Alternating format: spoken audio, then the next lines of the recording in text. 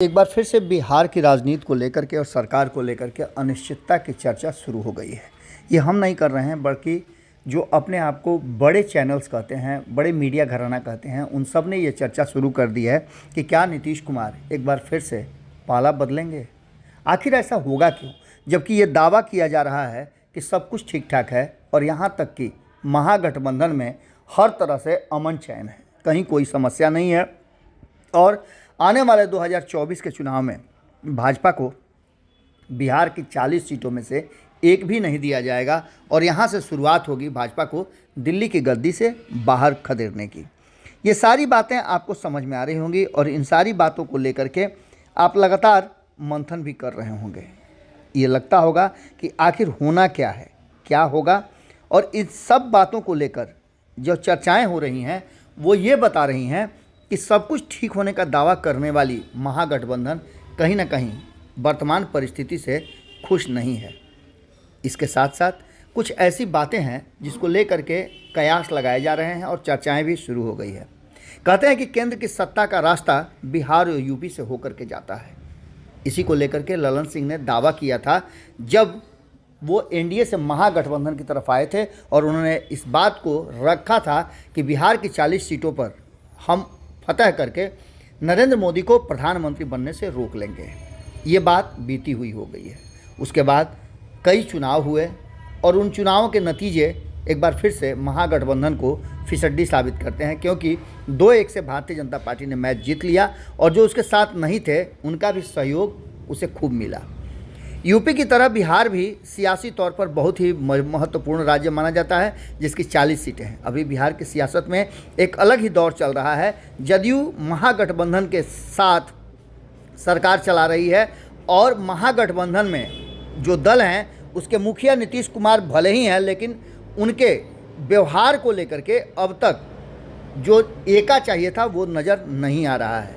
आपको बता दें कि बिहार भाजपा की तरफ से कई बार इस नई सरकार के गठन के बाद यह कहा गया है कि अब नीतीश कुमार की एनडीए में नो एंट्री होगी, लेकिन क्या ऐसा राजनीति में होता है या फाइनल डिसीजन कुछ राजनीति में आपको देखने को मिला?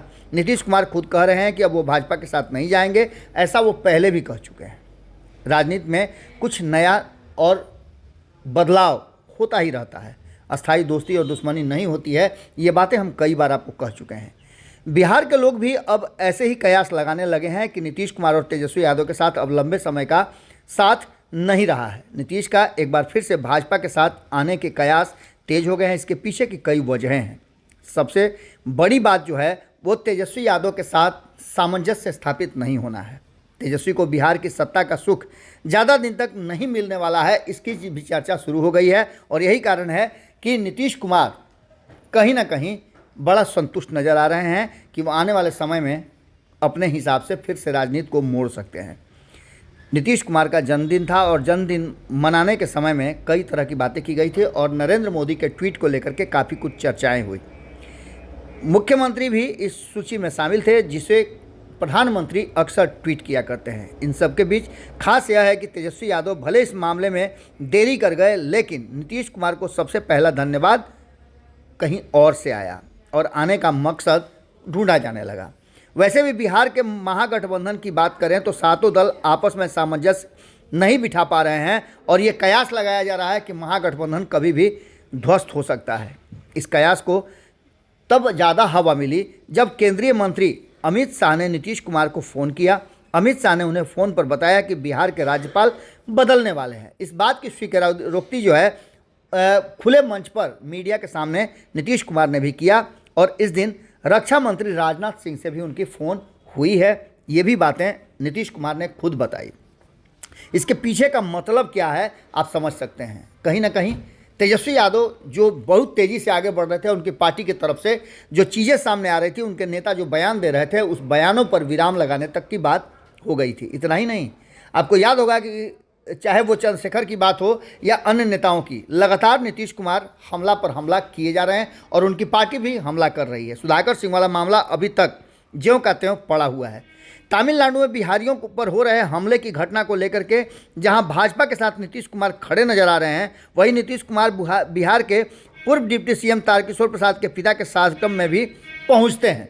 इतना ही नहीं, इस मामले पर जहां एक तरफ तमिलनाडु जाकर के तेजस्वी यादव, स्टालिन वहां के मुख्यमंत्री हैं, उनका जन्मदिन मनाते हैं, तो नीतीश कुमार तमिलनाडु सरकार पर दबाव बनाते हैं। ये सारी बातें कहीं ना कहीं एक अलग राजनीतिक एंगल की तरफ इशारा कर रही है। आपको बता दें कि इस पूरे मामले को लेकर के कहीं ना कहीं एक बात साफ नज़र आ रही है कि क्या एक बार फिर से बिहार की राजनीति बदलेगी।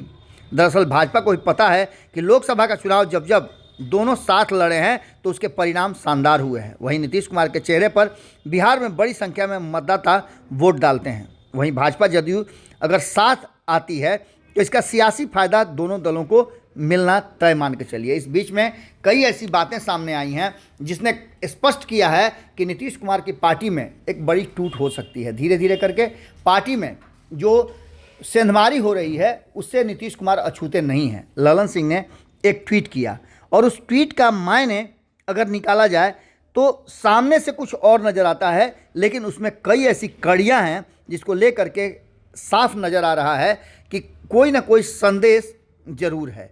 आपको बता दें कि एक निजी चैनल ने उनका ये ट्वीट कोट किया है। हम लगातार खबरें कर रहे हैं और हम इससे पहले आपको कई बार बता चुके हैं कि अभी भी कड़ियाँ टूटी नहीं हैं। भारतीय जनता पार्टी को उन्होंने कनफुकवा पार्टी कहा है। इसका मतलब है कि वो कान में फूंक देती है, तो क्या नीतीश कुमार के कान में फूंका जा चुका है? इस तरह के सुनियोजित अफवाह फैलाना उनकी हताशा को दर्शाता है। भाजपाइयों को दिल्ली की सत्ता जाने का भय सता रहा है। सत्ता इस बात के लिए है कि बिहार में 40 सीटें 39 उसमें से प्राप्त हैं भारतीय जनता पार्टी को। इसमें हमारा भी सहयोग रहा है, लेकिन अगर ये नहीं हो तो भारतीय जनता पार्टी का सत्ता में बने रहना शायद असंभव हो जाए। इन सारी बातों को लेकर के 2024 के चुनाव में क्या कुछ होगा उसका जोड़ घटाव गुना भाग ललन सिंह समझाने की कोशिश कर रहे हैं। उन्होंने कहा है कि हम भाजपा को सफाया कर देंगे, लेकिन ये कहीं ना कहीं एक संदेश है जो भारतीय जनता पार्टी भी अच्छी तरह से समझ रही है। तो क्या एक बार फिर से बिहार में राजनीतिक समीकरण बदलने वाले हैं? इस सवाल के साथ हम आपको छोड़ के जा रहे हैं और ये भी आपसे हम जानना चाहेंगे कि आने वाले समय में बिहार की राजनीति के बारे में और बिहार की राजनीति की जो नई धारा है उसके बारे में आप क्या सोचते हैं? क्या एक बार फिर से बिहार में बहुत कुछ बदलने वाला है? जुड़े रहिएगा भारत लाइव के साथ। अगली खबर में जल्दी ही मुलाकात होगी। होली की अग्रिम बधाई। अगर ये वीडियो पसंद आई और वह बिहार के राजनीति और बिहारियत से सरोकार रखेनी तो सब्सक्राइब बटन दबा के चैनल के सब्सक्राइब कर ली।